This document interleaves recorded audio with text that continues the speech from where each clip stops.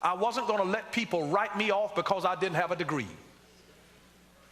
Yeah, I was young, but he said, let no man despise thy youth.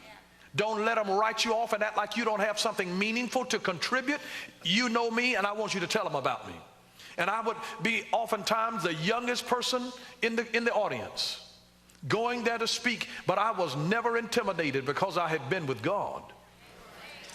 I was talking to the Ancient of Days. I was with somebody who had been there with me all of the days of my life. So I wasn't just a young person. I had old wisdom in me. My dad was a wise man. My dad was nearly 50 years old when I was born. So I grew up with the wisdom of a granddaddy in the house. I mean, you know, how can you imagine if you were just now starting your family and if you knew then what you know now, what you would have done differently? So it all makes a huge difference. So 1 Timothy chapter 4 verse 12 says, let no man, don't let anybody despise your youth, but it says, be thou an example of the believer. Be an example of the believer. Don't be like everybody else. Don't be like everybody else. See, here's the principle. To keep from being like everybody else, because I didn't want to become a thermometer. I wanted to be a thermostat. I felt from a young age that I was never called to be a thermometer, to adjust to the temperature of the environment around me and be just like everybody else. I was called to be a thermostat and set the atmosphere.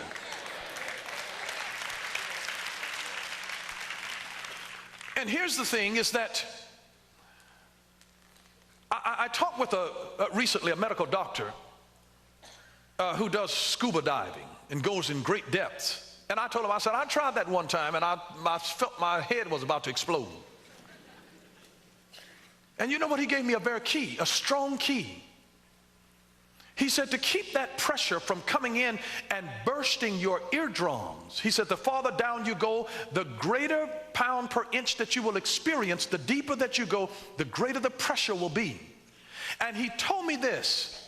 He said in order to withstand that pressure and keep that pressure from bursting your eardrum, he said you hold your nose and blow like you're blowing air out of your ears. And he says you will create a greater pressure on the inside than the pressure is on the outside. Are you listening? And that will keep you from imploding or bursting because of the pressure. And so I learned, and I've taught for years, about peer power to withstand peer pressure. Because greater is he that is in you, but you got to blow it out. You got to hold your nose and blow it out and create a greater pressure. Like, I don't hear what you're saying. I'm going to take my word that's in me and I'm getting ready to blow it out, or else I am going to implode and I'll collapse on the inside.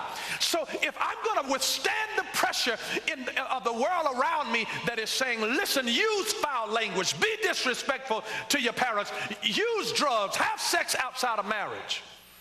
If I'm going to keep from imploding to that pressure, I'm going to have to grab my nose and I'm going to have to blow through my ears and create a greater pressure in the eustachian tubes so that the pressure on the outside doesn't cause me to burst and collapse on the inside. It's creating something so strong on the inside where you got to talk to yourself. Don't let anybody make you feel bad about talking to yourself. You got to talk to yourself. Even now today, every now and then I have to talk to myself. When I really want to have an intelligent conversation, I have to talk to myself. I say, you better come on here, boy. You better come on. You know what? Don't let these folks intimidate you. I have to talk to myself. And I'm just here to tell you what I have to do myself every now and then to withstand peer pressure around you. Don't let folks worry you. I have to talk to myself. You better talk to yourself. Know the truth and let the truth make you free. You better say, I know what's in my heart. I know my motives. I understand my intent. I know my God. I know his opinion of me. I know my opinion of me. That's about all that matters. And so I'm going to be set free. I'm going to just hold my nose and I'm going to blow this stuff out of my ears. I'm not going to let you put pressure in my ears saying, come on, baby, if you love me, you'll do this. No, you won't. Until you say, I do, girls, you better say, I won't.